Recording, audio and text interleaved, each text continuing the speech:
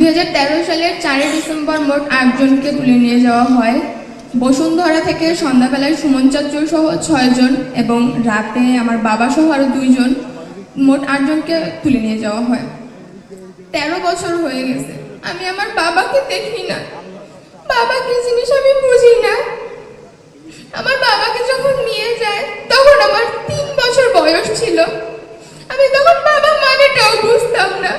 আমি যদি তখন জানতাম আমি আমার বাবাকে হারিয়ে ফেলবো, তাহলে আমি আমার বাবাকে জড়িয়ে ধরে একটু কান্না করতাম। আমি আমার বাবাকে আর কখনো পাবো না, আমি এটা কখনো জানিনি। আমার বয়সটা যখন বাবার হাত ধরে ফুটপাত দিয়ে হেঁটে হাঁটা শেখায়, সেই বয়সটায় আমি আমার মায়ের হাত ধরে বাবার ছবিটা ঢুকে দিয়ে আমার বাবাকে দাঁড়ে দাঁড়ে খুঁজেছি, কিন্তু আমি আমার বাবাকে কোথাও পাইনি। আমি আমার বাবাকে ফেরত চাই, আমি আমার বাবার হাতটা একটু ধরতে চাই। আমাকে আমার বাবার হাতটা ধরার সুযোগ করে দেওয়া হোক। আমি স্বেচ্ছাসেবক দলের প্রতিষ্ঠা বার্ষিকীর দিন এই মঞ্চে দাঁড়িয়েই বলেছিলাম, তারেক রহমান চাচ্চু খুব শীঘ্রই দেশে ফিরে আমার বাবার সাথে কি হয়েছে সেটার বিচার করবে। আজ চাচ্চু আমার পাশে বসে আছে, আজ আমি সেই একই কথা বলবো। আমার বাবা সহ আমার সকল চাচ্চুদের সাথে কি করা হয়েছে, তাদের কি অপরাধ ছিল সেটা খুঁজে বের করবে এবং কারা তাদের সাথে এরকম অন্যায় করেছে তাদেরকে এই বাংলার মাটিতে উপযুক্ত শাস্তি দিবে।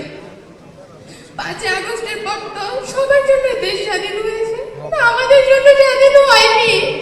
আমরা আমাদের বাবাদের এখনো পাইনি।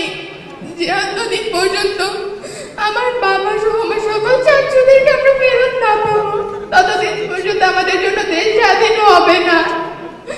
আমরা এই স্বাধীন দেশে হাঁটতে পারবো না, ততদিন পর্যন্ত বলবো না আমরা স্বাধীন, কারণ আমরা আমার বাবাদেরকে পাইনি, আমরা তাদের হাতটা ধরতে পারিনি। আমাদের হাজারো কথা, হাজারো স্বপ্ন, হাজারো ইচ্ছে মাটি চাপা পড়ে গেছে। বাবাকে নিয়ে হাজারো কথা ছিল যা বাবাকে বলা হয়নি, সুযোগ পাইনি বাবাকে বলার। বাবাকে যখন এই কথাগুলো বলবো, বাবা তো তখন থেকেই নাই, কাকে বলবো কথাগুলো?